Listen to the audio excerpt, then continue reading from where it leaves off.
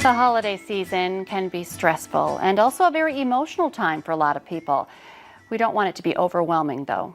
Joining us today to help us navigate this time of the year, we check in with Dr. Rene Renardi with the Lakeside Center for Behavioral Change. Dr. Renardi, welcome back to the show. Good morning. It's good to be back. Well, very timely. I'm already feeling the stress a little bit, so I'm going to take notes during our discussion today. You have some great holiday health tips for 2020. Let's start with just where do you start to try to, keep all of these overwhelming feelings at bay? Well, it's a really important topic to start to think about right now, because so many of us are already approaching what's oftentimes a stressful time of year with some built up stress in advance, just looking at everything that's happened in that have impacted people's lives this year. So there are a lot of tips. There's a lot of things that we can start doing right now. And the first thing is to start to make plans in advance.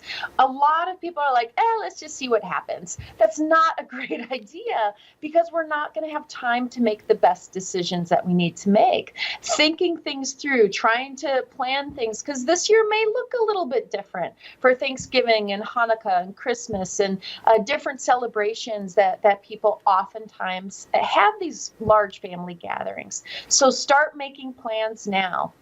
It is important to validate our feelings too. A lot of people have experienced canceled trips. They're not going to see their cousins like they usually do. These things that change it up in ways that weren't expected and not really welcomed. So it's important to validate that, especially in children, but even for ourselves as adults, to be able to hear each other out. Acknowledge that, you know what, I'm disappointed too. That's okay. We don't have to sweep everything under the rug. We don't have to pretend like there isn't uncomfortable emotion there. When we can validate those feelings, then we can really practice some healthy coping skills. It's great to lead by example, especially if we do have children or other family members who are struggling, or if we're struggling ourselves, to really look at what is something that I can do to take good care of myself during this time. And also look at what's the next best thing. So if we're not able to gather as a large family and people are flying in, what's the next best thing? So, and that's really important. We'll talk about that in a little bit. Also taking a look at safety rules and to discuss these in advance. The CDC does have a number of great tips on their website. I encourage everybody to look at that. It's not my job to make plans for your family or tell you what you should or shouldn't be doing. Every family has to consider their own unique situations and do what's best for them, do what's best for the community as a whole. Set aside differences. It's not the time to argue about the election. And this might be something that your family's always done. This year has been a big year. Maybe set aside those differences. Understand that we're not always going to meet up to each other's expectations. Accepting each other for who we are is a really, really important thing to try to practice.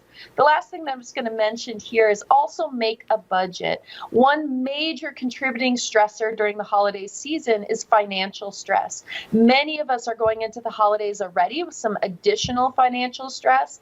So plan things out in advance. Make a list, make grocery lists, make gift lists so that we don't tend to make those impulsive decisions and go overboard and create a lot of extra stress for ourselves. Because come January, it's a whole new level of stress when you get that credit card bill. We're going to take one quick break, and when we come back, some more of your 2020 holiday health tips, and we're going to start off with gratitude, which is a good one. Stay with us.